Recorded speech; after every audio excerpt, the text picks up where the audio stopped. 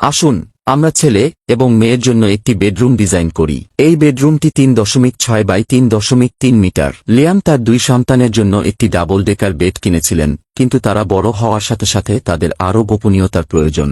এই দুটি দুষ্টু বাচ্চা একে অপরকে বিরক্ত করে এবং পড়াশোনাও ঠিকমতো করে না। তাই তার বাবা নতুন করে ঘরটি ডিজাইন করার চিন্তাভাবনা করেছেন।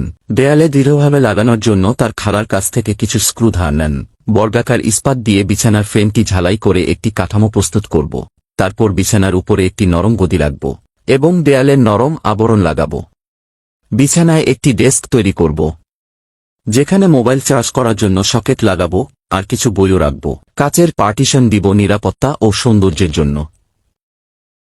তারপরে বিছানার পাশে একটি ড্রয়ার তৈরি করব, যেখানে জিনিসপত্র ও বই রাখবে, আর এটি দিয়ে বিছানায়ও যেতে পারবে। এবং একটি টেবিল তৈরি করব এবং উপরে ছিদ্রযুক্ত বোর্ড লাগাবো, যেখানে সে পড়ার জিনিসপত্র রাখতে পারবে। এটির পাশে একটি বুকশেলফও তৈরি করব এবং টেবিলটির উপর একটি ল্যাপটপ রাখব, যেখানে সে পড়াশোনা করতে পারবে। আকর্ষণীয় করে তোলার জন্য একটি সেন্সর লাইট লাগাবো। এখন ছেলেটি তার বিছানায় আরামে ঘুমাতে পারবে। এখন নিচে মেয়ের জন্য একটি কাঠের বিছানা তৈরি করব। পাশে একটি ডেস্ক তৈরি করব, যেখানে সে পড়ার বই রাখবে ও ফোন চার্জ দিতে পারবে। বিছানায় কিছু প্যাড লাগাবো ও একটি আরামদায়ক গদি রাখব। বিছানার নিচে 3টি ড্রয়ার লাগাবো, যেখানে সে তার কাপড় রাখবে।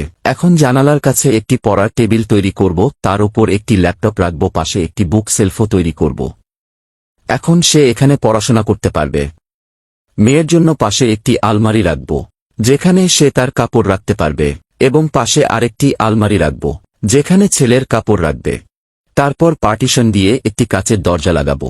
এখন ছেলে মেয়েরা স্বাধীনভাবে এই রুমটিতে থাকতে পারবে। আপনারা এখন এই রুমটি দেখুন আর আমাকে কমেন্টে জানান রুমটি কেমন লেগেছে আপনাদের।